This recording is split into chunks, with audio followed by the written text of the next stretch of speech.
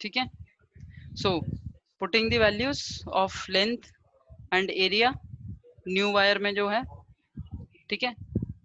Now ये to denominator में fraction है और डिनोमिनेटर में फ्रैक्शन है, तो ये रिवर्स होकर मल्टीप्लाई हो जाएगा। 2 will come in the numerator, it becomes 4। तो R2 की अल्टीमेटली वैल्यू क्या आ रही है, 4 रो L1 upon A1। Okay, R1 का फॉर्मूला ये है, R2 का फॉर्मूला ये है। अब आपको न्यू रेजिस्टेंस निकालनी है in terms of the original. Let this be 1, this be 2, and when we divide the second equation by the first equation, 4 row L1 by A1 को रो L1 by A1 से divide करेंगे, common terms will get cancelled and we get R2 upon R1 is 4 row L1 upon A1 divided by row L1 upon A1। ये सारा common है गया, बचा सिर्फ 4।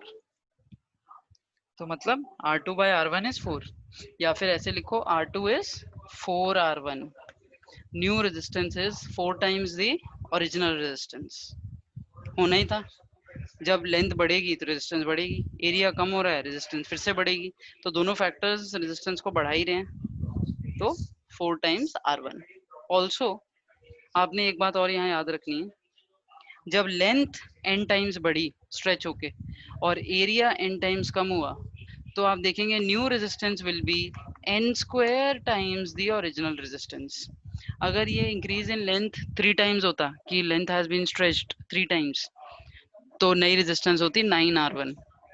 अगर ये 4 टाइम्स होती, वायर को पुल करके 4 टाइम्स ओरिजिनल लेंथ कर दी, तो नई रेजिस्टेंस होती 4 स्क्वायर 16R1। 5 टाइम्स होता 25R1। सो दैट वे जितने टाइम्स लेंथ को इंक्रीज किया है पुल करके, उतने टाइम्स एरिया कम हो जाता है और उतने स्क्वायर टाइम्स रेजिस्टेंस बढ़ जाती है। ओके, ये कॉन्सेप्ट आपने याद रखना है। जब ये क्वेश्चन आएगा तो आप यहाँ से शुरू करेंगे, लेंथ 2 टाइम्स बढ़ी, एरिया 2 टाइम्स कम हुआ, ये कैलकुलेशन दिखाओगे डिवाइड करके, and new resistance in terms of the original resistance. ठीक है, go through all these steps again. If you have any doubt you can ask me right now. Okay, अगर यहाँ initial resistance की कुछ value दी होती, suppose a wire of resistance 10 ohm is doubled is stretch to double its length, तो आप यहाँ R1 में 10 वैल्यू डाल के लास्ट में 40 करके दिखाते। अगर R1 की वैल्यू दी होगी क्वेश्चन में, तो आप R1 की वैल्यू डाल के यहाँ पे कैलकुलेट करके दिखाएंगे। ठीक है, this is clear to all. So the next question that we are going to discuss is in which the length of the wire is reduced. यहाँ पे length of the wire was increased. Same format होगा अगर stretch की जगह pull लिखा होता, wire has been pulled to double its length, wire has been stretched, बात एक ही है, एरिया कम होगा लेंथ बढ़ेगी। ओके, अब जो कॉन्सेप्ट हम यूज कर रहे हैं उसमें लेंथ ऑफ द वायर कम की जा रही है और उसी मटेरियल की वायर को लेंथ कम किया है, मतलब एरिया बढ़ेगा, कहीं तो कॉम्पेंसेट करना पड़ेगा वॉल्यूम के लिए। ठीक है, यहाँ पे क्या था, लेंथ कम थी, लेंथ को बढ़ाया गया तो एरिया कम हो गया। अब उल्टा है इसका, लेंथ को कम किया जाएगा और वही वॉल्यूम, वही कंटेंट, वही अमाउंट ऑफ मेटल छोटी लेंथ में डालना है, तो ऑब्वियसली वायर थिक हो जाएगी। ठीक है, so that is the next question that we are going to do. This is question number, this is an example 12.6 page 208 of your NCERT. Okay, example 12.6 page 208 of your NCERT. It says that a resistance of 4 ohm, wire of resistance 4 ohm is doubled on it. जब ये language आ जाती है, इसका मतलब थोड़ा different है। Doubled on it का मतलब wire doubled on it, half कर दी है, फोल्ड कर दी है एक तरह से। ओके, रीमोल्ड करिए, ऐसे ही सिर्फ वायर को फोल्ड नहीं कर दिया, सिर्फ उसको इसको रीमोल्ड किया हमने, वायर की लेंथ कम कर दी है। मतलब वायर अगर पहले ऐसी थी, लेंथ L थी उसकी, तो अब उसकी लेंथ हमने हाफ कर दी है, बट मटेरियल उतना ही है वायर में, तो ऑब्वियसली वायर थिक हो जाएगी। ठीक है, so this is what it means doubled on it. Okay, यहाँ लेंथ L थी, एरिया A था, अब यहाँ लेंथ क्या हो गई है, L/2। अगर ये L1 है तो ये है L1/2। और एरिया क्या होगा इस बार, ट्वाइस A1। अगर ये A1 है, एरिया डबल हो जाएगा। आप उसी वॉल्यूम कांस्टेंट वाले मेथड से शो भी कर सकते हो, बट पेपर में it is not required to show. आपने बस ध्यान रखना है जितने टाइम्स लेंथ बढ़ रही है उतने टाइम्स एरिया कम होगा, जितने टाइम्स लेंथ कम हो रही है उतने टाइम्स एरिया बढ़ जाएगा। ठीक है, ये टर्म के हिसाब से पढ़ना है आपने। ये डबल डोनेट का मतलब ऐसा है, कट नहीं किया वायर को, डबल डोनेट किया। ओके, सो यहाँ पे आप फिर से वही मेथड यूज करना है आपने। पहले इनिशियल रेजिस्टेंस लिखो। इनिशियल रेजिस्टेंस का क्या फॉर्मूला होगा, लिखते जाएंगे साथ साथ। R1 is rho L1 upon A1. R2 will be rho L2 upon A2। और L2 कितना है, L1 by 2। A2 कितना है, 2A1। अब आप देख रहे हो न्यूमरेटर में एक फ्रैक्शन है, तो ये 2 डिनोमिनेटर में जाएगा इसका, ये बन जाएगा रो L1 अपॉन 4A1। ये हो गई इक्वेशन 1, ये हो गई equation 2। Just see all the points, all the steps are clear to you. अब नई रेजिस्टेंस बतानी है ओरिजिनल के केस में। ठीक है, you have to calculate the new resistance of the wire. So R2 निकालना है, उसको न्यूमरेटर में रख रहे हैं, R1 निकालना है डिनोमिनेटर में। कैसे होगा ये, इक्वेशन 2 डिवाइडेड बाय इक्वेशन 1। ठीक है, इक्वेशन 2 बाय इक्वेशन 1 कर रहे हैं हम, R2 बाय R1। R2 ये है रो L1 अपॉन 4A1। R1 कितना है, रो L1 बाय A1 गया, सारे कॉमन टर्म्स, कितना बचा 1 बाय 4।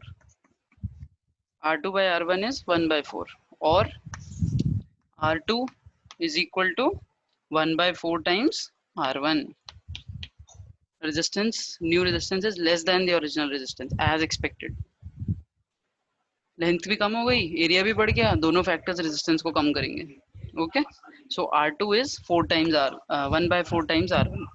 अब क्वेश्चन में आपको गिवन था कि इनिशियल रेजिस्टेंस 4 ओम है, तो इनिशियल रेजिस्टेंस की वैल्यू R1 की वैल्यू यहाँ 4 डाल दो, R2 कितना आ जाएगा 4 by 4 1 ओम। ये फाइनल स्टेप करना जरूरी है। अगर आपको पेपर में इनिशियल वैल्यू गिवन है तो आपको ये फाइनल स्टेप करना जरूरी है, आपको वैल्यू इनिशियल जो दी हुई है वो डालनी होगी। If a wire is cut the length will change but the area of cross section will not change. अगर हम वायर को कट करते हैं, अगर एक वायर गिवन है हमारे पास लेंथ L की, area of cross section A की, अगर आप इस वायर को कट करते हो तो यहाँ पे इसका area of cross section will not change. Area उतना ही रहेगा, सिर्फ लेंथ कट करके हाफ हुई है। एरिया सिर्फ तब बदलेगा जब वायर को स्ट्रेच करोगे या डबल डोनेट करोगे। ठीक है, ऐसे केस में area will not change, the length will change.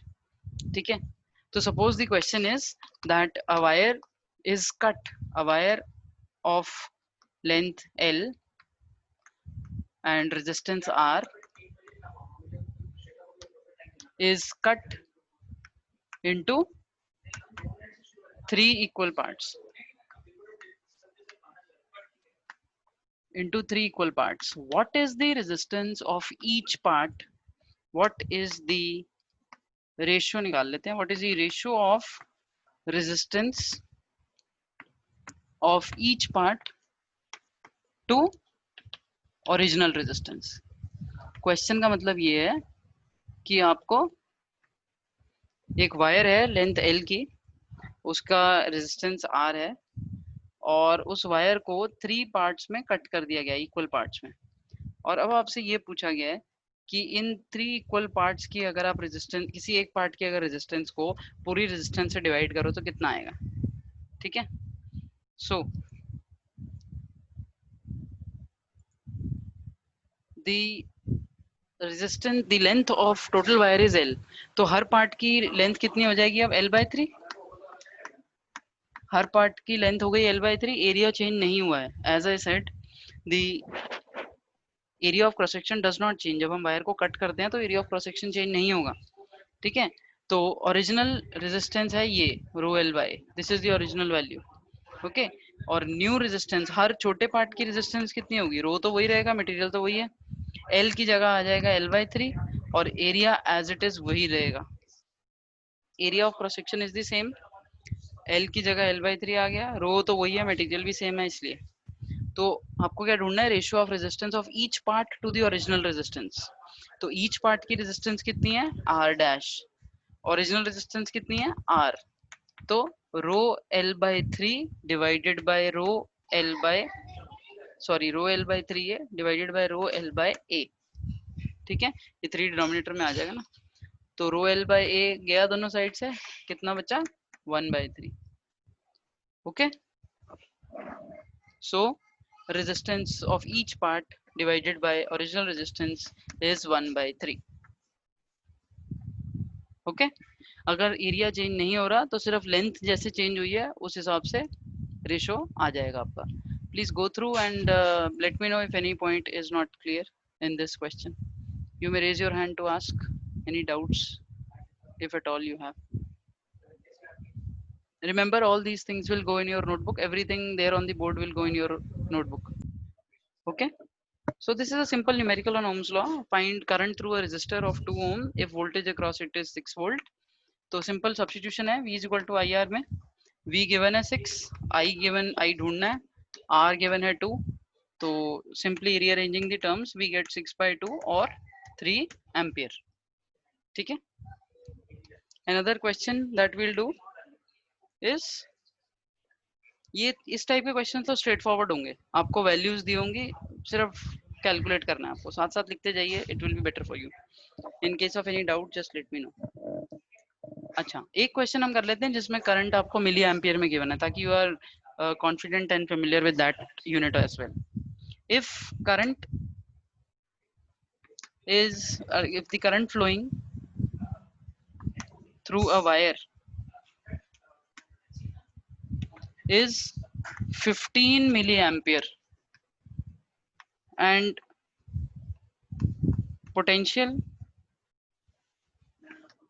difference across it, मतलब बैटरी वोल्टेज या potential difference across it is 5 volt, calculate its resistance. You have to calculate its resistance. Okay, now I hope the first numerical all of you have written. ठीक है, I am removing the question from the board. ठीक है, current through the wire given है इस बार आपको, I is given as 15 milliampere. 15 milliampere का मतलब 15 into 10 to the power -3, या ऐसे लिख लो 15 divided by 1000. Okay, now 15 into 10 to the power -3 ampere, that is the current. Voltage given है 5 volt. आपको R कैलकुलेट करना है, R V by I होता है, हमें पता है ओम्स लॉ से। V is 5, I is 15 into 10 to the power -3, ठीक है। 5 divided by 15 1/3 बचा ये, ठीक है, और 10 to the power -3 जब ऊपर जाएगा कितना हो जाएगा 10 to the power 3, तो 1/3 हो गया 0.33, नॉन टर्मिनेटिंग है, ऐसे ही छोड़ दो सेकंड डेसिमल प्लेस पे, into 10 to the power 3 ohms, ठीक है। ये नॉन टर्मिनेटिंग है क्योंकि, तो आप जब 0.3333 इंटू 1000 करोगे तो क्या आएगा 333.33 ohms. Okay, is it clear to all? इसमें सिर्फ एक स्पेसिफिक पॉइंट आपने ध्यान में रखना है कि मिली एम्पियर को आपको एम्पियर्स में कन्वर्ट करना था।